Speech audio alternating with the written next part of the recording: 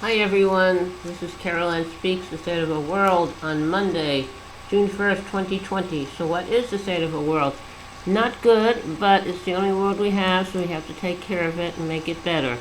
Now, the coronavirus is still with us. Over 103,000 people have passed away from the virus in the U.S., and Trump continues to do nothing.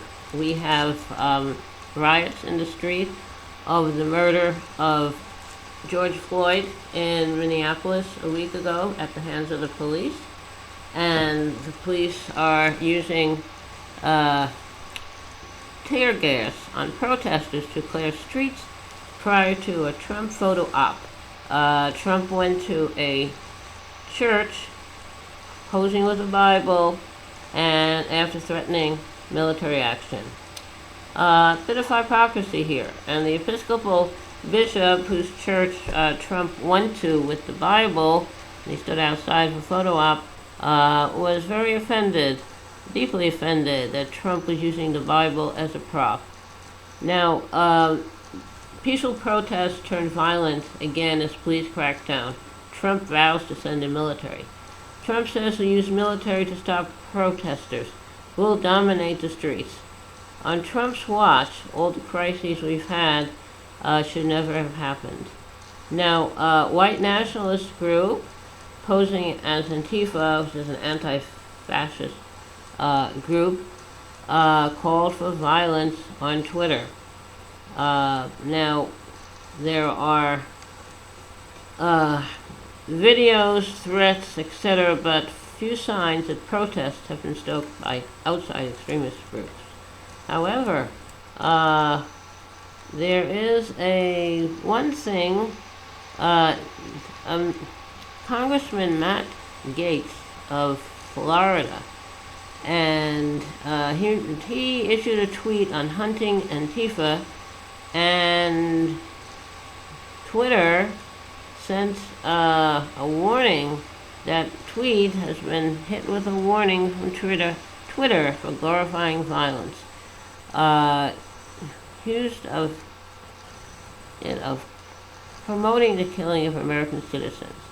So the Florida congressman's statement was flagged by Twitter users who accused it of promoting the killing of American citizens. Now, speak with George Floyd. Trump and Biden have spoken with George Floyd's family. So what was that all about? Does he know how to show empathy yet? I don't know.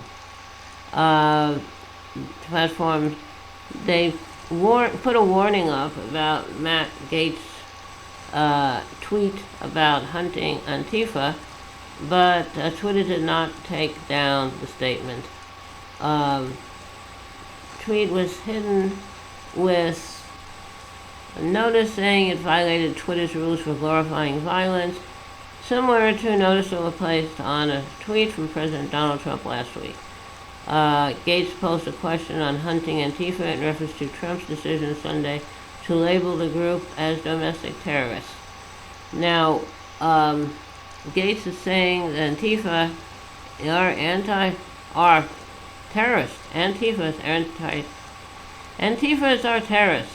Therefore, can we hunt them down like those in the Middle East?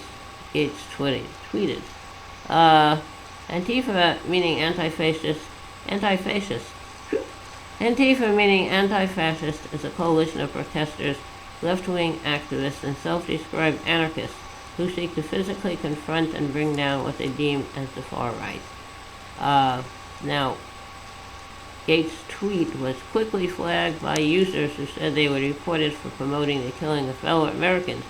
Once the tweet was shrouded by the notice, however, users could no longer reply or like the post. Now, so this is really a problem. This man, Gaetz responded, individuals don't. We, the government, should continue to do so, and Antifa is rightly on the list. So I think Mr. Gaetz, or Gatz, or whatever his name is, has a problem, and hopefully he'll be able to get things straightened out. I don't know. We shall see. But Trump and his Attorney General William Barr still threatening protesters and trying to ban free speech, freedom of the press, by their rhetoric. So now we have a lot of problems here. The coronavirus is still with us. People are still getting sick. People are still passing away from the virus. We still need personal protective equipment for everyone. We still need masks. We still need gowns. We still need face shields, gloves, shoe coverings, and we need ventilators and respirators.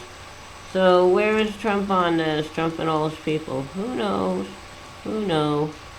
Now, peaceful protests have turned violent again as police crack down. Trump vows to send the military. Can he do that? I don't know. We'll find out. Barr is a strange person, but he likes Trump, so he figures he's gonna ride on Trump's coattails. See what happens.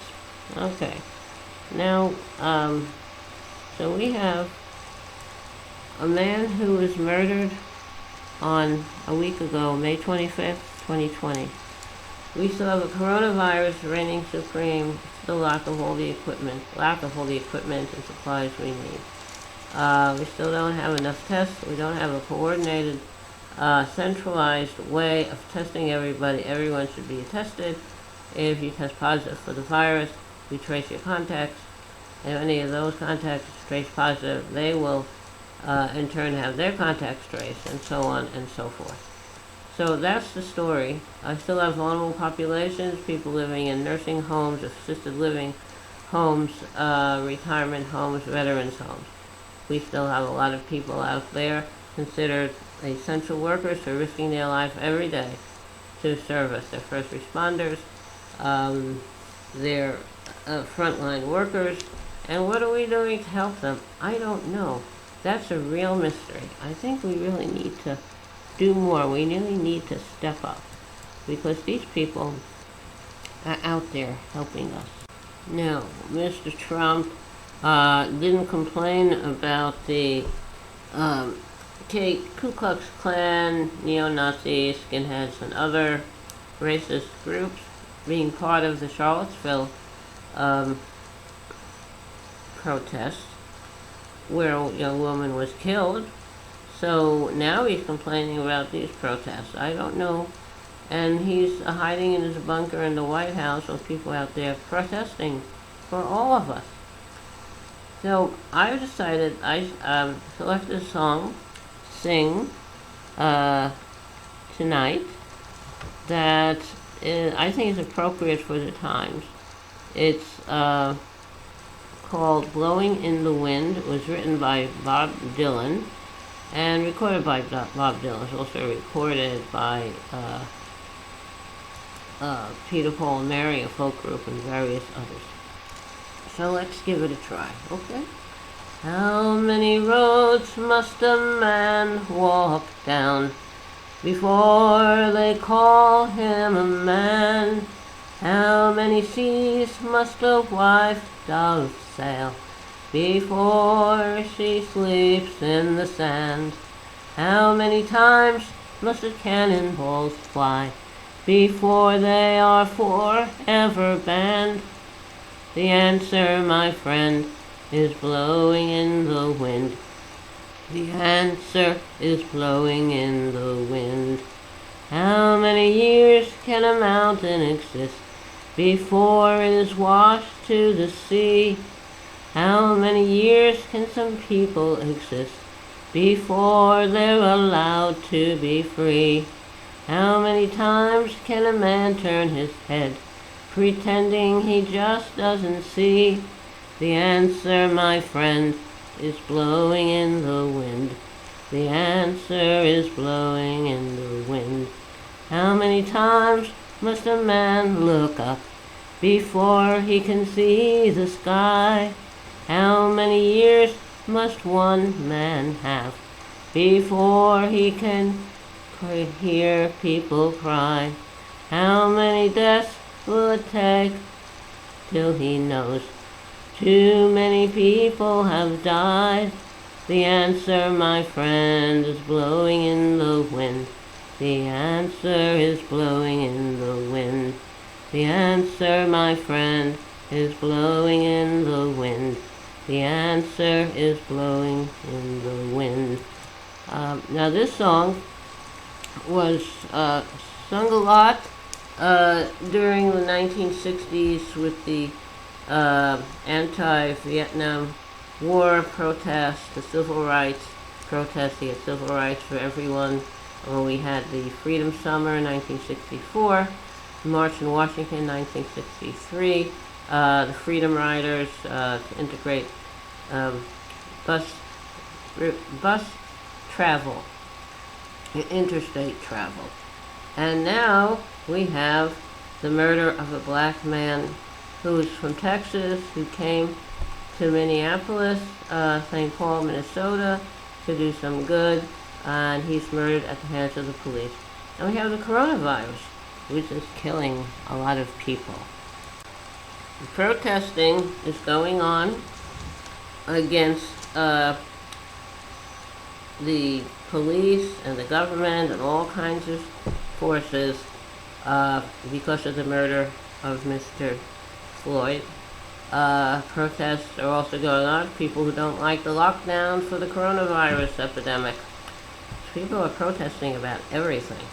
Now, it's very important, whether you're protesting or not, to make sure you wear a face mask when you're out in public, and to make sure you observe proper social distancing, 6 feet between you and your nearest person nearest to you.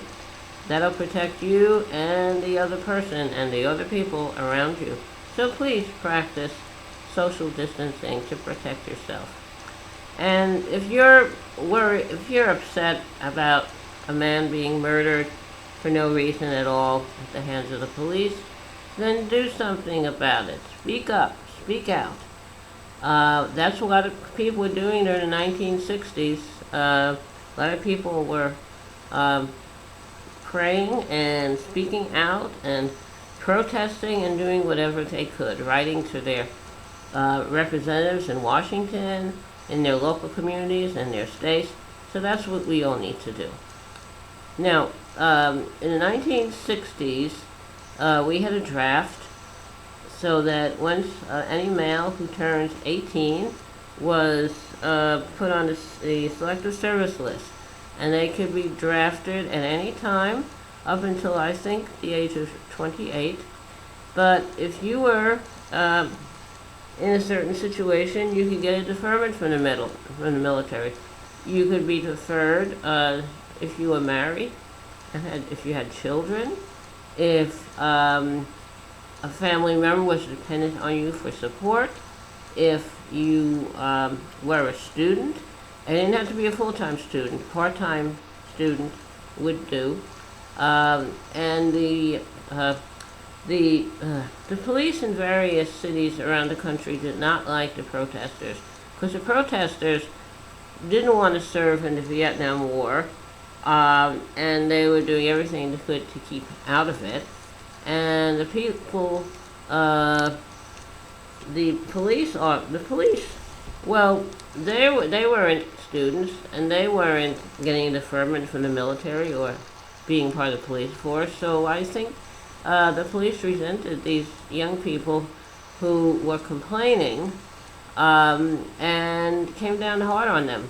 So now we have a similar situation. We don't have a draft. We have an all-volunteer military. But we still have so much inequality all over the country. We need true social justice. We need equal opportunities. We need education, health care, housing, food, all kinds of things, equal opportunity. So maybe now we can get it. Hopefully no one will be killed during the protest, but we really have to be on guard and make sure we have a government that truly represents all of us. And that is very important. So, on Monday, June 1st, 2020, Carol Ann Speaks, The State of Our World, would like to say good night. Hope to see you back again tomorrow evening for another session with Carol Ann Speaks, The State of Our World. And remember, protect yourself and protect others from the coronavirus, from the violence going on with the protests. It's okay to protest, but it's not okay to be violent. It's not okay to destroy property. So, be careful, be smart, and remember, kindness goes a long way. Kindness goes a very long way. Thank you very much. Hope to see you all tomorrow evening. Good night.